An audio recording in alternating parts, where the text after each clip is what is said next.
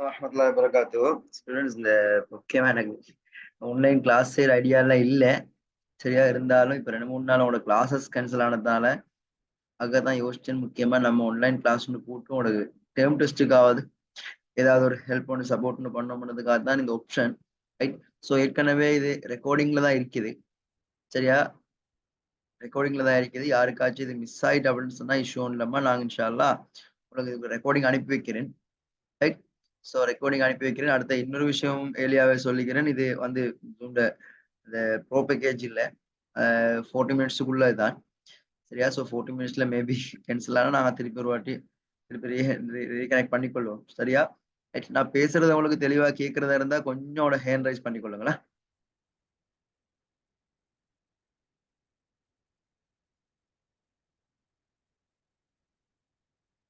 சரி. ஸோ அப்ப அடுத்தது நான் யாருக்குமே மைக்க அன்மியூட்ல வைக்கவே, அதாவது மியூட்ல வைக்கிறதுக்கு இல்லை, நான் அன்மியூட் பெர்மிஷன் கொடுத்தா நிற்கிறேன். ஸோ ஏதாவது அடிக்கடி டவுட்ஸ் என்னமாலும் வருது அப்படின்னு சொன்னா ஒரு வாட்டி ஹேண்ட் ரைஸ் பண்ணிட்டு அதுக்கு பின்னால மைக் ஆன் பண்ணி என் டவுட்டை கேட்டுக்கொள்ளுங்க. சரியா. ஓகே, நான் இப்ப ஸ்டார்ட் பண்றேன். டைம் ஆகுது. டைம் ஆகுது, நான் ஸ்டார்ட் பண்றேன். ரைட். ஓகே. அதோட இதுல சரி ஓகேம்மா, நான் அப்ப ஸ்டார்ட் பண்ணும். ரைட். ஸோ அப்ப பாருங்க, நீங்க பேப்பர் செஞ்சு பார்த்திருப்பீங்கன்னு நினைக்கிறேன். நீங்க இந்த பேப்பர் செஞ்சு பார்த்துருந்தீங்கன்னா கொஞ்சம் லேசி, எனக்கு கொஞ்சம் குயிக்காவே போகலாம் இந்த விஷயங்களை கேட்டுக்கிட்டு. ரைட். ஸோ முதலாவது கேள்வி பாருங்க. முதலாவது கேள்வி, தகவல் மற்றும் தொடர்பாடல் தொடர்புகளின் பயன்பாடு முன்னேற்றம் அடைந்து செல்வதற்கு குறிப்பிட்ட பங்களிப்பை தருவது அல்லது தருவன அப்படின்னு கேட்கிறான். சோ அப்ப தகவல் மற்றும் தொடர்பாடல் தொடர்புகளின் பங்களிப்பு அப்படின்னு வரும்போது நீங்க பார்க்க வேண்டிய விஷயங்கள், நீங்க இதுல பார்க்க வேண்டிய விஷயங்கள் பாருங்க. குறைக்கடத்தி தொழில்நுட்பவியலின் அதிவேக முன்னேற்றமானது குறைந்த விலையிலான வன்பொருட்களுக்கு வழிவகுத்தது அப்படின்றார். சரிதானே. ஸோ யோசிச்சு பாருங்க, நாங்க ஃபர்ஸ்ட் ஜென்ரேஷன் கம்ப்யூட்டர்ல வெக்யூம் டியூப் யூஸ் பண்ணோம். செகண்ட் ஜென்ரேஷன் கம்ப்யூட்டர்ல டிரான்சிஸ்டர், அதுக்கு போற ஐசி, அதுக்கு போற விஎல்எஸ்ஐ, அதுக்கு போற யூஎல்எஸ்ஐ அப்படின்னு எல்லாம் போகும்போது எங்களுக்கு இதுல நடந்த மெயின் பெனிஃபிட்டே என்ன அப்படின்னு கேட்டா, எங்களுக்கு இதுல நடந்த மெயின் பெனிஃபிட்டே என்ன அப்படின்னு கேட்டா, ஒவ்வொரு இந்த ஐசி, இந்த விஎல்எஸ்ஐ, இந்த யூஎல்எஸ்ஐ அப்படின்ட்டு ஒவ்வொரு டெக்னாலஜி இம்ப்ரூவ்மெண்ட் ஆகி போக போக போக போக போக போக போக போக என்ன நடந்துச்சுண்டா, உண்மையிலே வன்பொருள் சாதனங்களோட விலை குறைஞ்சது தான். ஏன் நாங்க குறைஞ்சதுன்றதை எக்ஸெப்ட் பண்றோம் அப்படின்னு கேட்டா, நம்ம ஏலியா யூஸ் பண்ண டெக்னாலஜியோட ஒப்பிடும் போது இப்போ உள்ள டெக்னாலஜிக்குரிய விலை குறைவு. ஸோ அப்ப முதலாவது கூற்று சரி. அப்ப ரெண்டாவது கூற்று பாருங்க, பயனர் நட்பு மென்பொருள் இடைமுகங்கள் கணினிக்கு அறிமுகம் செய்யப்பட்டது. பயனர் நட்பு மென்பொருள் அப்படின்னா user friendly interface. User friendly interface. User friendly interface நம்ம நீங்க யோசிச்சு பாரு. ஸோ இப்போ இந்த கம்ப்யூட்டர் ஸ்கிரீன் இந்த லெவல்ல இருக்கிறதெல்லாம் நான் யூஸ் பண்றேன். ஸோ இப்படி இல்லாம இந்த கம்ப்யூட்டர் ஸ்கிரீன் இந்த மாதிரி இல்லாம இன்னும் இன்னும் தெளிவில்லாத கட்டமைக்கப்படாத ஒரு ஸ்கிரீனா இருந்துச்சு வச்சுக்கோங்களேன், நான் யூஸ் பண்ண போறதும் இல்லை, நீங்க யூஸ் பண்ண போறதும் இல்லை. ஸோ அப்ப அதனால இந்த ரெண்டாவது கூற்று சரி. மூன்றாவது கூற்று, கணினி மற்றும் தொடர்பாடல் தொழில்நுட்பத்தை இணைப்பதன் மூலம் சூட்டிகையான நடமாடும் சாதனங்கள், ஸ்மார்ட் டிவைசஸ். அப்ப ஸ்மார்ட் டிவைசஸ் இன்ட்ரடக்ஷனும் இதுக்கு ஒரு முக்கிய பங்களிப்பு. அப்ப இதுவும் சரிண்டா. முதலாவது கேள்விக்குரிய ஆன்சர் அஞ்சாவது. முதலாவது கேள்விக்கு ஆன்சர் 5th ஒன். அப்ப ஐந்தாவது ஆன்சர். அப்ப அடுத்த கொஸ்டின் அப்படியே பாரு. அடுத்த கொஸ்டின். ரெண்டாவது கேள்வி, ஏதாவது டவுட்ஸ் இருந்தா நீ கேட்டுக்க, எந்த பிரச்சனையும் இல்லை. ரைட். ரெண்டாவது கேள்வி. ரெண்டாவது கேள்வி குயிக்கா நீங்க ஆன்சர் பண்ணுங்க, நம்ம பார்ப்போம். ரெண்டாவது கேள்விக்கு என்ன ஆன்சர் தெரிஞ்சவங்க அப்படியே செட்ல கொடுத்துடலாம் ஆன்சர்.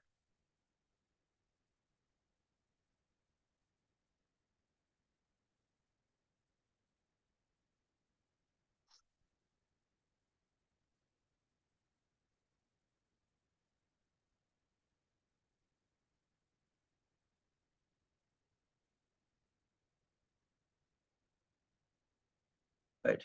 சோ அப்ப ரெண்டாவது கேள்வி பாருங்க. ரெண்டாவது கேள்வி, தரப்பட்ட நினைவக படிநிலை வரைபடத்தில் பின்வருவனவற்றுள் ஏது ஏபிசி ஆகியவற்றுக்கு. சோ அவரே காட்டினாரு மேல் நோக்கினத்துல செலவு வேகமும் மேல் நோக்கி போறதுல மேல் நோக்கிய பகுதியில வேகம் ஸ்பீடும் லைக்வைஸ் செலவு கொஸ்டும் இன்க்ரீஸ் ஆகுதான்.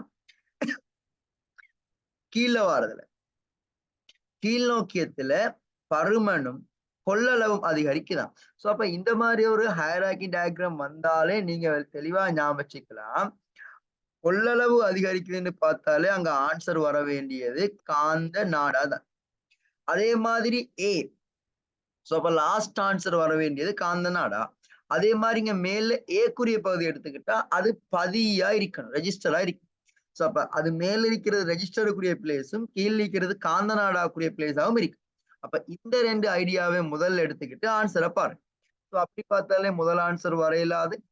ரெண்டாவது ஆன்சர் ஒப்பிட்டு பார்த்தீங்கன்னா நினைவக பதிவகம் சரி. ஆனா பதுக்கு நினைவகத்துக்கு பின்னால வர வேண்டியது திண்மத்துக்கும் பதுக்குக்கும் இடையில யாருமா இருப்பாருன்னு கேட்டா இங்க ரெம் இருக்கணும், மெயின் மெமரி. ஸோ அப்ப ரெண்டாவது ஆன்சரா main memory.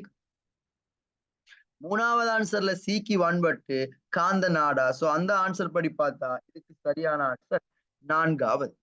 Answer 4, 4th. Right. தென் அடுத்த கேள்வி. தென் அடுத்த கொஸ்டின் பார்ப்போம்.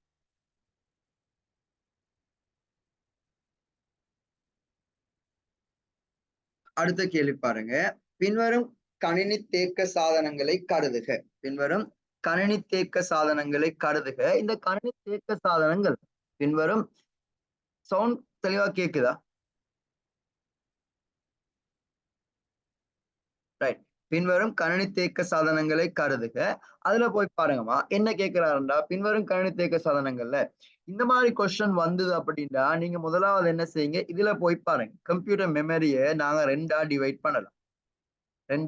பண்ணலாம். அதுல ஒன்று என்ன அழித்தகு, அதாவது அழியக்கூடியது, மற்றது அழியாதது. அழித்தகுன்னு நம்ம வந்தோம் அப்படின்னா அழித்தகுன்னு சொல்றது யாரு? பொதுவாவே அழியக்கூடிய நினைவகங்கள் எங்க இருக்குமெண்டா இந்த ரொம்ப தவிர உள்ள மெயின் மெமரி எல்லாமே அழியக்கூடிய.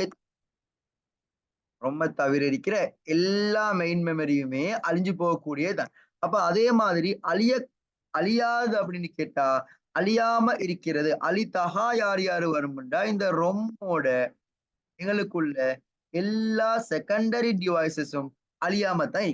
அப்ப பாரு, பின்வரும் கணினி தேக்க சாதனங்களை கருதுக அப்படின்னா அழியக்கூடியது நினைவக பதிவகம் அழியும், பதுக்கு நினைவகம் அழியும், வன்வட்டு அழியாது, பிரதான நினைவகம் அழியும், ரொம் அழியாது.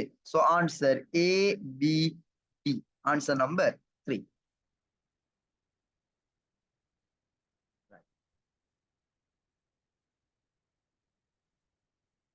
சரி. சோ அப்படியே போங்க. அப்ப அடுத்த கொஸ்டின்.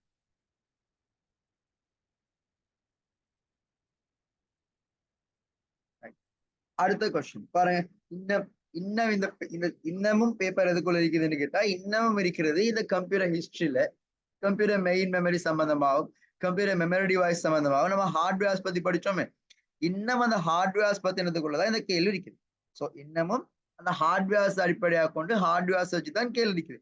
பாரு கேட்ட கேள்வி என்ன, தரப்பட்ட கணினி தேக்க கூறுகளில் அடைவு கதி அடிப்படையில் இறங்கு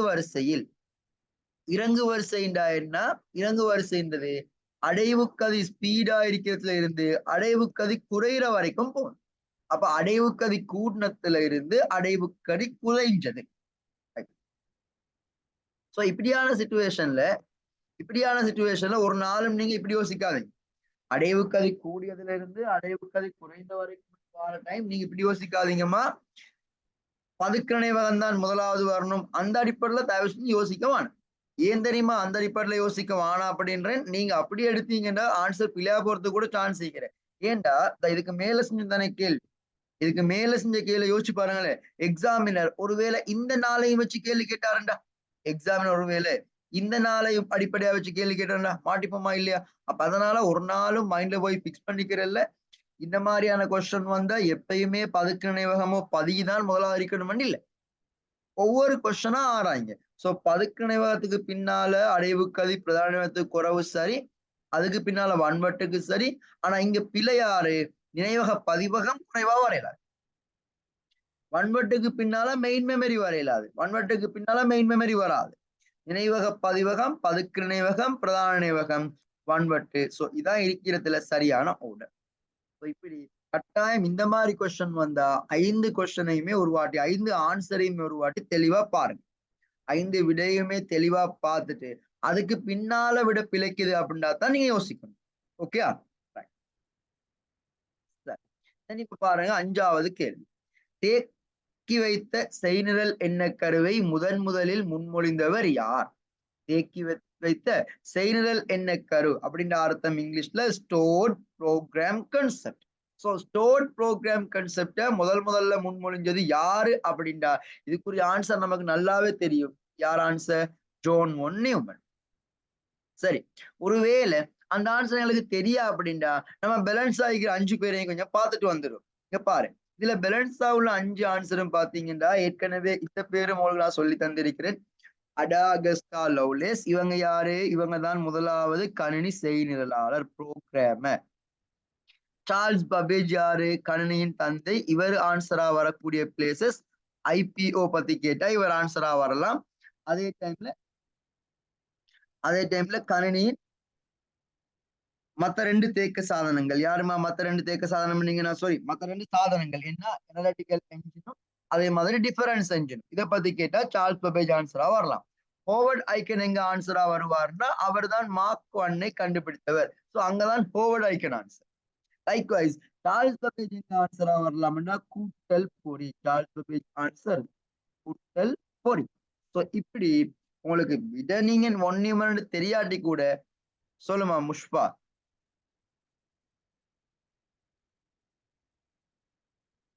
சொல்லுங்க.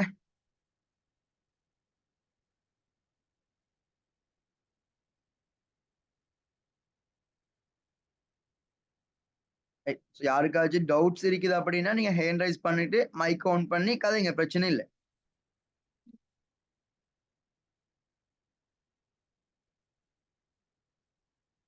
சரி, ஓகே, பாப்போம். அப்ப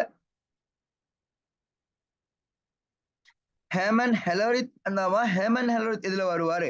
ஹேமன் ஹெலரித் என்பவரு பஞ்ச் கார்டை கண்டுபிடிச்சதோட அந்த பஞ்ச் கார்டை அமெரிக்காட சனத்தொகை காண்றதுக்காக பயன்படுத்தினார். அங்கதான் ஹேமன் ஹெலரித் வரும்.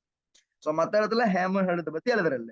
ஹேமன் ஹெலரித், ஜோசப் ஜெக்வாட். இந்த 2 ஆன்சர் வந்தால் இந்த 2 ஆன்சரையும் நீங்க போய் ஆராய வேண்டிய இடம் எங்கன்னா பஞ்ச் கார்டோட. ஓகே, சோ அப்ப இங்க ஆன்சர் 1 நியூமன் மட்டும். தென் 6வது கேள்வி. பின்வரும் கணினியின் கூறுகளில் கணினியின் மையமுறை வழியாக்க அலகிற்கு வெளியே பொதுவாக காணப்படுவது. கம்ப்யூட்டர் மையமுறை வழியாக்க அலகுக்கு வெளியே பொதுவாக காணப்படுவது. ஏற்கனவே இந்த விஷயம் நம்ம படிச்சதுதான். அதாவது சிபியு பத்தியும் நம்ம படிச்சிருக்கிறோம். சோ மையமுறை வழியாக்க அலகிற்கு பொதுவாக வெளியே காணப்படுவது. மையமுறை வழியாக்க அளவுக்கு பொதுவாக வெளியே யார காணப்படும் என்றால் முதலாவது நீங்க அப்ப விளைவிக்கணும். நீங்க முதலாவது பாத்துக்கணும் மையமுறை வழியாக்க அளவிட உட்கூறுகள் யார் யார், சிபியோட இன்டர்னல் பார்ட்ஸ் யார் யாருன்னு முதல்ல பார்க்கணும். சிபியோட இன்டர்னல் பார்ட் யார் யாருன்னு நீங்க முதல்ல பாத்தீங்க அப்படின்னா அதுக்கு பின்னால உனக்கு இந்த ஆன்சருக்கு ஈஸியா பேத்தலாம். ஏன் சிபியு எடுத்துக்கிட்டோம்டா சிபியோட உட்கூறுகள் பத்தி வரும். சோ சிபியோட உட்கூறுகள் எத்தனை இருக்குதுன்னு கேட்டா மொத்தம் 3. எங்களுக்கு தெரிஞ்ச 3 கூறையை முதல் எழுதுவோமே. முதலாவது கூறு இருக்கிறது சியு. 2வது கூறு யார் அப்படின்னா ஏஎல்யு. 3வது கூறு மெமரி ரெஜிஸ்டர். சரி, சோ இது சிபியோட அடிப்படை கூறு. இந்த அடிப்படை கூறுகள் படிக்கிற நேரத்துல அதுக்கு நம்ம நினைவு சாதனங்கள்ல வந்து படிச்சோம். கேஷ் மெமரியை பத்தி படிக்கிற நேரத்துல அங்க வரைஞ்சோம் L1 L2 L3 கேஷ் மெமரியில 3 பேர் இருக்கிறன்னு படிச்சோம் தானே. அந்த 3 பேர் இருக்கிறதுல எப்படி படிச்சோம்? இந்த லெவல் 1 சொல்ற இந்த கேஷ் மெமரியும் சிபியுக்குள்ள இருக்கும். லெவல் 2 என்பவரு உள்ள வெளியே இருக்கலாம் என்று படிச்சோம். லெவல் 3 மட்டும்தான் ஆல்வேஸ் வெளியே படிச்சோம். இப்ப நம்ம பார்த்தோம்னா சிபியின் உட்கூறுகள் எத்தனை வருது? சிபியின் உட்கூறுகள் எத்தனை வருதுன்னு கேட்டா இந்த 4மே சிபியுவின் கூறுகள். அப்ப இது தவிர வார நீ ஆன்சரா இல்லை. இது தவிர வரக்கூடிய கூரை நீ ஆன்சரா எழுதினீங்க சரி. சோ அப்ப அது தவிர உள்ள கூறு பாருங்களேன். அது தவிர உள்ள கூறு அது தவிர உள்ள கூறு பாரு அப்படின்டா கட்டுப்பாட்டு அலகு CU சரி, ALU சரி, நினைவக பதிவகம் சரி, L1 பதுக்க நினைவகம் சரி. அப்படின்னா ஆன்சர் என்ன? அது மட்டும்தான் CPUக்கு வெளியே காணப்படக்கூடிய கூறு. அடுத்து பின்வரும் துணைத்தேக்க சாதனங்களுள் விரைவான தரவு அணுகுகை தரும் சாதனமாக பொதுவாக கருதப்படுவது. எல்லாமே துணைத்தேக்க சாதனமா இருக்குது. அப்ப எல்லாமே துணைத்தேக்க சாதனமா இருக்குது அப்படின்டா நீங்க முதல்ல பார்க்க வேண்டியது துணைத்தேக்க சாதனங்கள்ல யாரு அப்படின்டா இப்ப இந்த இடத்துல உனக்கு பிரச்சனை வரப்போறது உண்மையிலேயே சொல்ல போனா இந்த ரெண்டு ஆன்சர்ல தான் இவ பிரச்சனை வரும். இது உள்ளக வான்வட்டா பளிச்சீட்டு இயக்கியா ஏன் இந்த ரெண்டு ஆன்சர்லயும் பிரச்சனை வரும்னு சொல்றேன்னு கேட்டா இந்த இடத்துல வந்து பார்க்க இப்ப அந்த பிரச்சனை வருது. ஏன் இங்க நீங்க திண்ம நிலை சேமிப்பகங்கள் எழுதிட்டீங்க, அதுக்கு பின்னாலதான் நம்ம காந்தம் இடத்துக்கு வாரீங்கதா பாருங்க. திண்மத்துக்கு பின்னால திண்ம நிலை சேமிப்பகங்கள் அப்படின்னா திண்ம நிலைக்குள்ளதான் யாரு வரப்போகுது?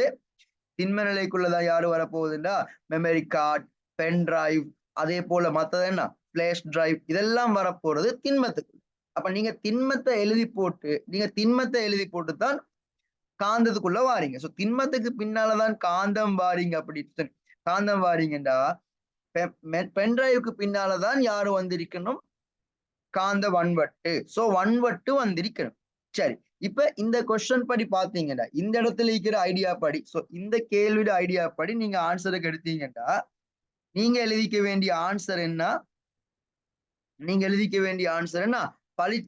பளிச்சீட்டு நினைவு. ஆனா பிரச்சனை அங்க இல்ல.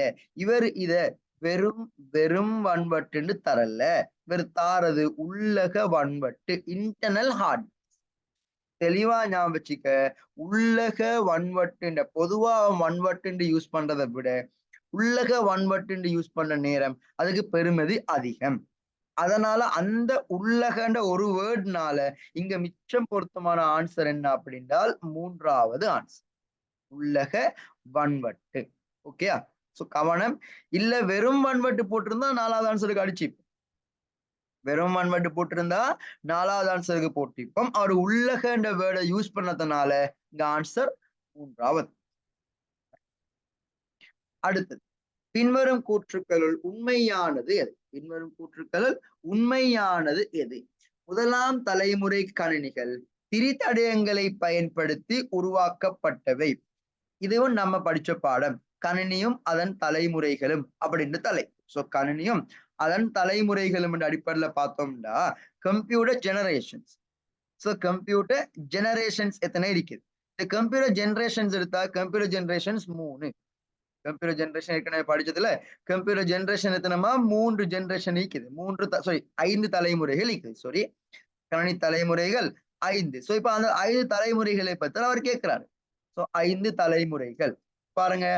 கணினி தலைமுறைகள் 5லையும் நம்ம என்னமா செஞ்சோம்? முதலாம் தலைமுறை கணினி ஃபர்ஸ்ட் ஜெனரேஷன்ல என்ன? வெற்றிட குழாய். செகண்ட் ஜெனரேஷன் என்ன? டிரான்சிஸ்டர் திரிதடயம். தேர்ட் ஜெனரேஷன்ல மூன்றாம் தலைமுறை கணினிகள் என்ன பயன்படுத்தினோம்னா ஐசி. நான்காம் தலைமுறை VLSI. 5ஆம் தலைமுறை ULSI. இப்படி என்று மொத்தம் 5 தலைமுறைகள் பத்தி படிச்சோம். இவ்வளவுதான் 5 தலைமுறை வரை. எப்ப எத்தனை வாட்டி கேட்டாலும் இந்த 5 தலைமுறையிலையும் இவ்வளவுதான். இந்த 5 தலைமுறைக்கும் இவ்வளவுதான் ஆன்சர்ண்டா. அவங்க கேட்ட கேள்விப்படி முதலாம் தலைமுறை கணினிகளில் திரிதடயங்கள் அப்படின்ற இந்த வேர்டு இங்க பிழை. இரண்டாவது, ENIAC என்பது ஒரு 2ஆம் தலைமுறை கணினி ஆகும். இல்ல, நான் உனக்கு ஏற்கனவே சொல்லி தந்தேன். உனக்கு பேரு தெரியும்டா, அது 2ஆம் தலைமுறை இல்ல. அப்ப 2ஆம் தலைமுறை கணினிகள் யார்? முதலாம் தலைமுறை கணினிகள் அப்ப ENIAC, அதே போல EDVEC, EDSEC, likewise UNIVEC. இந்த கம்ப்யூட்டர்ஸ் எல்லாமே எத்தனையாம் தலைமுறை கணினிகள்? முதலாம் தலைமுறை கணினிகள். அப்ப இங்கேயும் 2ஆம் தலைமுறை கணினி பேரு போட்டு பிழை. நெக்ஸ்ட் ஒன், அனலைட்டிக்கல் என்ஜின் எனும் கணினியை கண்டுபிடித்தவர் எடாகஸ்டா லவ்லேஸ் என்றவர் யாரு? மேல் ஏற்கனவே ஒரு கேள்வி எழுதிட்டோம். அவங்க யாரு? அவங்க ஃபர்ஸ்ட் கம்ப்யூட்டர் ப்ரோக்ராம். அனலைட்டிக்கல் என்ஜினை கண்டுபிடிச்சவர் யாரு? இவர் தான் யாரு? கணினியின் தந்தை அப்படின்றோம். சரி, அடுத்தது முதலாவது கணினி செயலாளராக, அதுக்குரிய கேள்வி தானடா இங்க இருக்குது, மாத்தி மாத்தி அதுக்குள்ளேதான் இன்னும் இருக்கிறான் பாரு. சோ அப்ப அலன் டியூரிங் அப்படின்ற யாரு? இவரை நாங்க என்னன்னு சொல்லி தந்தேன். அலன் டியூரிங் என்றவர் யாருமா? Father of computer science, Turing machine கண்டுபிடிச்சவர். அப்ப அதனால இவரும் ஆன்சரா வரையில்லாது. முதல் 4 கீழேண்டா, ஆன்சர் என்ன? 5வது என் சட்டம். சோ இத பத்தி நம்ம படிச்சுக்கிறோம். என் சட்டம் எங்க? பிஃபோர் கிறிஸ்ட் 5000த்துல கண்டுபிடிக்கப்பட்டது. எங்க? சைனால. சோ இந்த விஷயங்கள் தான் நமக்கு தெரியும். சோ இப்படி இந்த பேப்பர்ல நான் இந்த பேப்பர் செய்யற நேரம் இந்த பாரு என்னெல்லாம் விஷயம் எழுதியிருக்கிறேன். சோ இதே மாதிரிதான் நீங்க பேப்பர் செய்யற டைம் அந்த பேப்பர் எடுத்தீங்களா, அந்த பேப்பர்ல தேவையானது உங்களுக்கு தேவையானது எழுதுங்க. அந்த பேப்பரை அப்படியே வச்சுக்கிட்டு கொப்பியில எழுதி எழுதி கொப்பி காணாம போயிட்டுனா கொப்பியை தேரணும், பேப்பர் காணாம போயிட்டுனா பேப்பர் தேரணும். சோ வேலையா அவ்வளவு வேலை மிச்சம். அதனால தயவு செஞ்சு பேப்பர்லயே ஆன்சர் எழுதி கொள்ளுங்க. ரைட், அடுத்தவர் கணினி நவீன கணினிகளின் செயற்திறனை மேம்படுத்துவதற்கு பலவித மட்டங்களில் கேஷ் மெமரி இந்த மேல ஒரு கொஸ்டின் படிச்சுட்டு வந்தோம். நினைவகங்கள் பயன்படுகின்றன. அவற்றுள் என்னுள் உள்ள பதுக்கு நினைவகம் மிகவும் வேகம் கூடியது. கேஷ் மெமரியில பதுக்கு நினைவகத்துல வேகம் கூடிய வகை எது? வேகம் கூடியது லெவல் 1. அப்ப நீங்க வேகம் கூடியது லெவல் 1ண்டா இங்க எழுத போறா லெவல் 1. அப்ப லெவல் 1 எங்க இருக்கும்? சிபியுக்குள்ள இருக்கும். லெவல் 1 சிபியுக்குள்ள இருக்கும். சோ அப்ப ஆன்சர் மையமுறை வழியாக்க அலகு அல்லது சிபியு லெவல் 1 பதுக்கு நினைவகம். 9வது ஆன்சர். சரி, 3வது ஆன்சர்.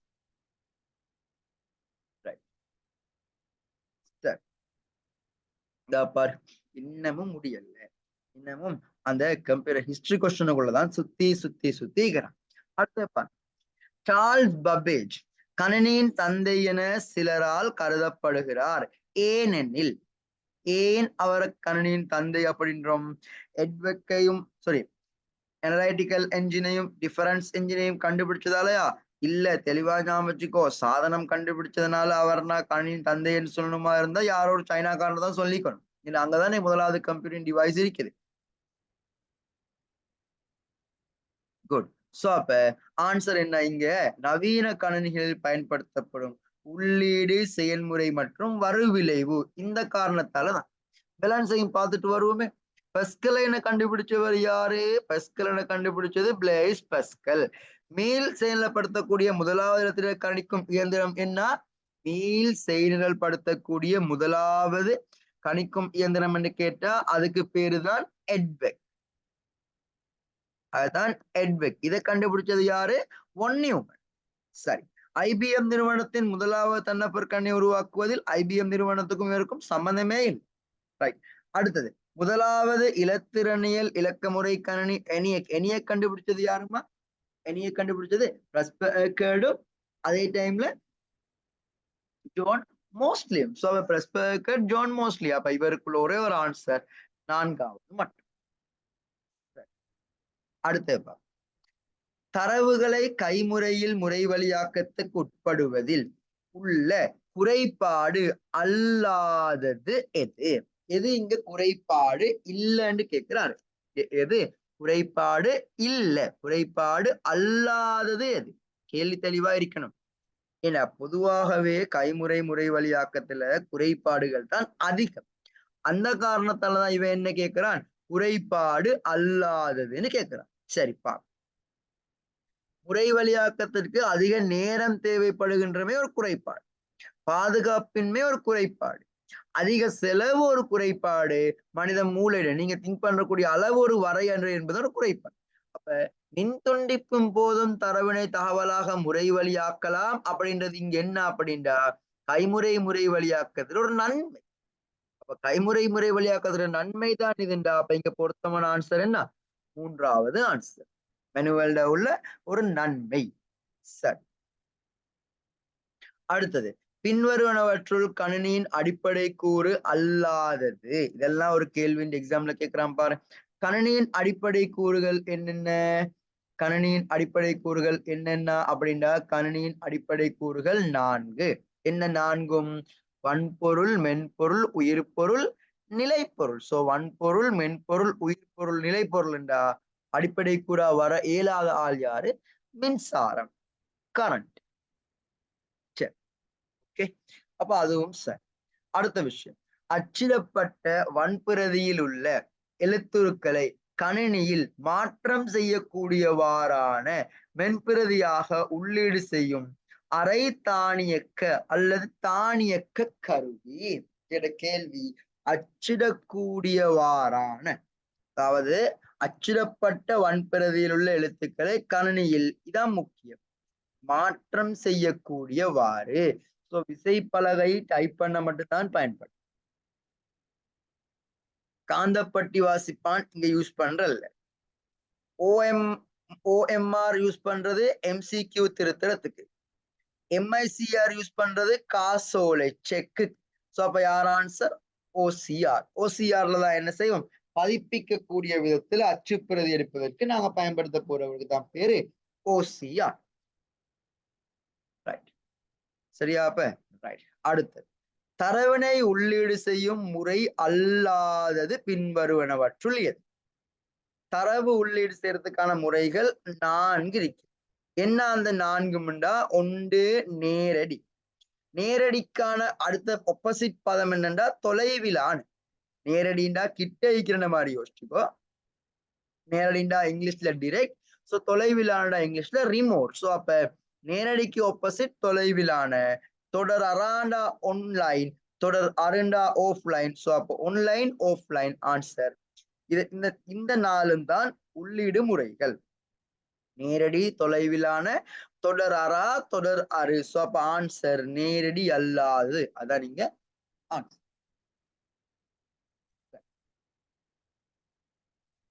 அடுத்த கேள்வி, பின்வருவனவற்றுள் எது 01010 ஆகிய இரு துவித எண்களின் பிட்டு ரீதியான ஓர்? துவித எண்கள்ல பிட் ரீதியான ஓர் கேட்கிறாரு. சோ பாப்போமே, பிட் ரீதியான ஓர் தான் அவருடைய கேள்வி. பிட்வைஸ் ஓர். அப்ப பிட்வைஸ் ஓர்ண்டா அர்த்தம் தம்பி, பிட்வைஸ் ஓர்ண்டா மீனிங், பிட்வைஸ் ஓர்ண்டா மீனிங் அவர் கேட்கறது நீங்க அதாவது கேட்ஸை யூஸ் பண்ண வார மாதிரி. சோ கேட்ஸை யூஸ் பண்ண வார விஷயத்தான் அவரு பிட்வைஸ் ஓர் அப்படின்னு. சோ பிட்வைஸ் ஓர்ன்றது அது.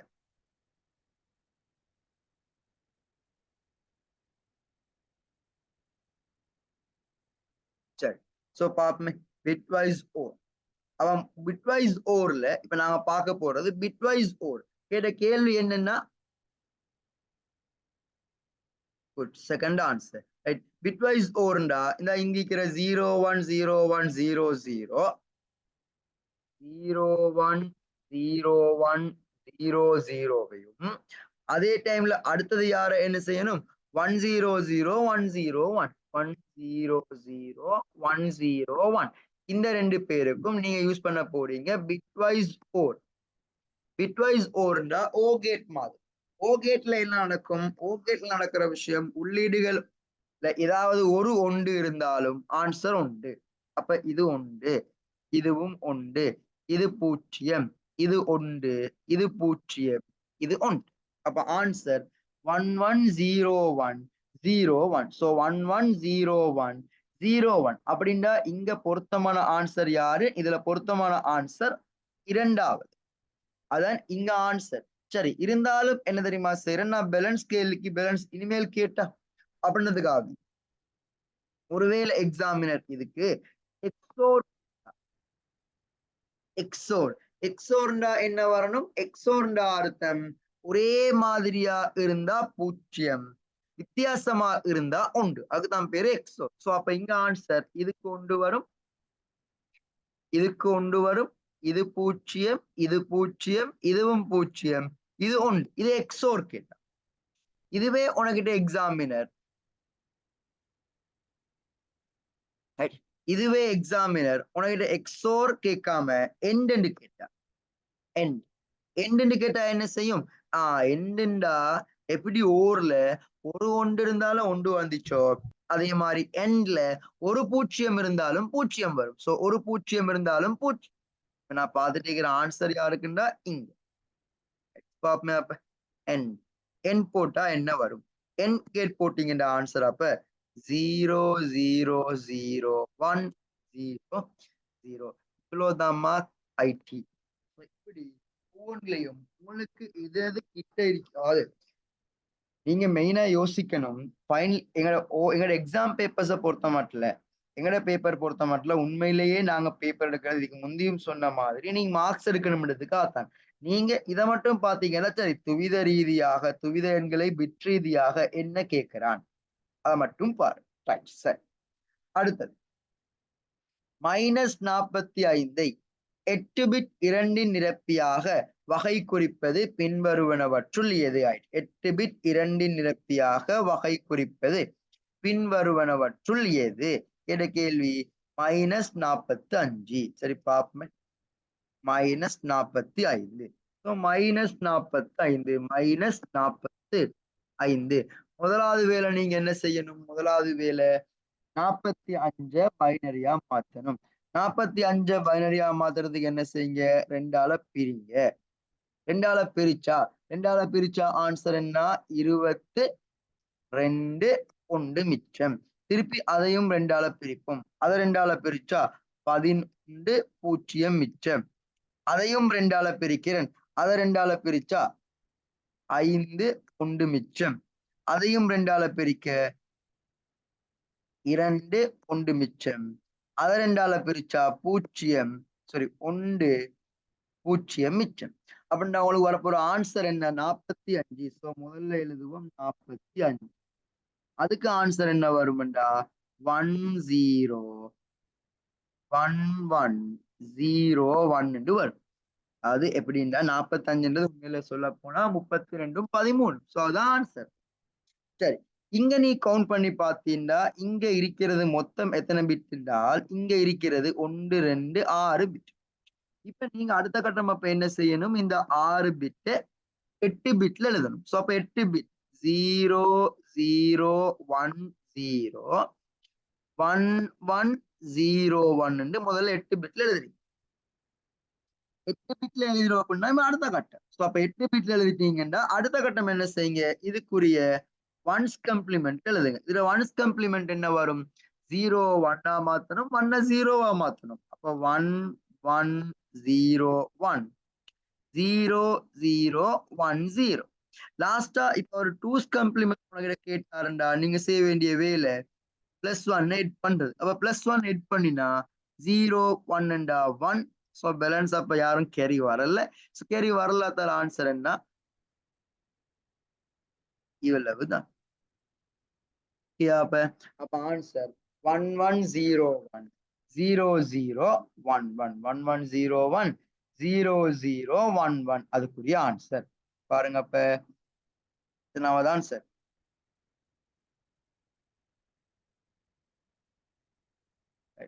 ஆன்சர் 1101 0011.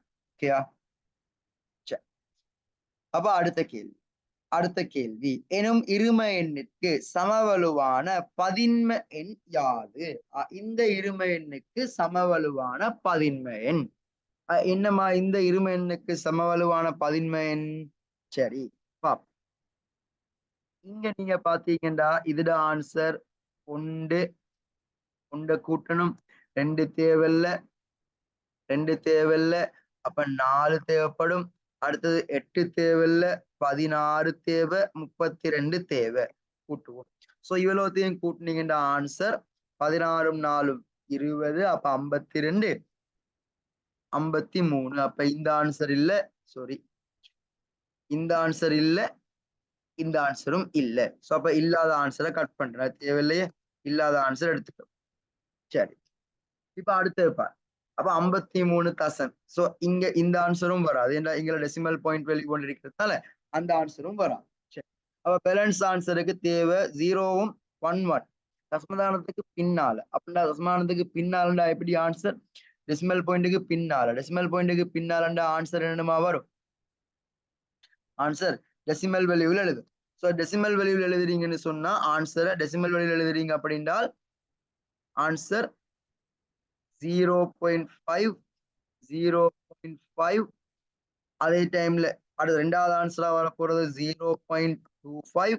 மூணாவது ஆன்சர் 0.125. இங்க முதலாவது பிளேஸ்ல 0 இந்த ஆன்சர் தேவையில்லை. பேலன்ஸ கூட்டுனீண்டா 5 7 3. அப்ப ஆன்சர் என்ன 0.375 ஆன்சர் வரும். அப்ப answer 0.375 0.375 answer number. Answer number. அப்ப அடுத்த கேள்வி என்ன? அடுத்த கேள்வி 5Dக்கு சமவலுவான எண். 5Dக்கு சமவலுவான எண்ம எண் கேட்கிறாரு. 5Dக்கு சமவலுவான எண்ம எண். எண்ம எண் கேட்டாருண்டா நீங்க செய்ய வேண்டிய வேலை எண்ம எண் கேட்டாருண்டா நீங்க செய்ய வேண்டிய முதலாவது வேலை என்ன? இந்த 5D முதல்ல என்ன எழுது? பைனரியா எழுது. பைனரியா எழுதணுமா இருந்தா 8421 எழுதுங்கன்னு சொல்லி தந்தேன். அப்ப பாரு 5 ஆன்சர் 1 4 0 0. டீண்டா விட ஏண்டா 10 B 12 C 13 A 10 B 11 12 டீண்டா அப்ப 13. 13 என்ன? 8 4 1 13. அப்ப ஆன்சர் 0101 1101 1101. இதை இப்ப என்ன செய்யுங்க? எண்மேன் கேட்டதால பின்னால இருந்து 3 3 பிரி. பின்னால இருந்து 3 3 பிரிச்சுட்டு மேல என்ன எழுதணும்? 421 421 இங்க 21 மட்டும். அப்ப இங்க ஆன்சர் 1, இதுல ஆன்சர் 3, இதுல ஆன்சர் 5. 135. ஓகேயா?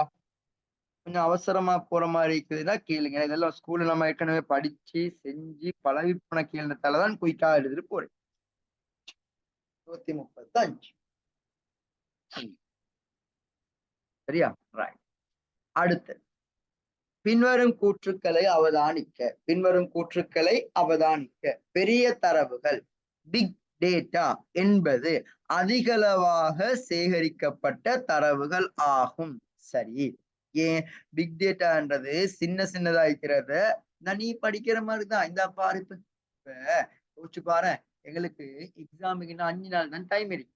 அதனாலதான் நம்ம இவ்வளவு குயிக்கா இவ்வளவு அவசரமா படிக்க வேண்டிக்குது. இவ்வளவு விஷயத்தையும் இவ்வளவு குயிக்கா பார்க்க வேண்டிக்குது.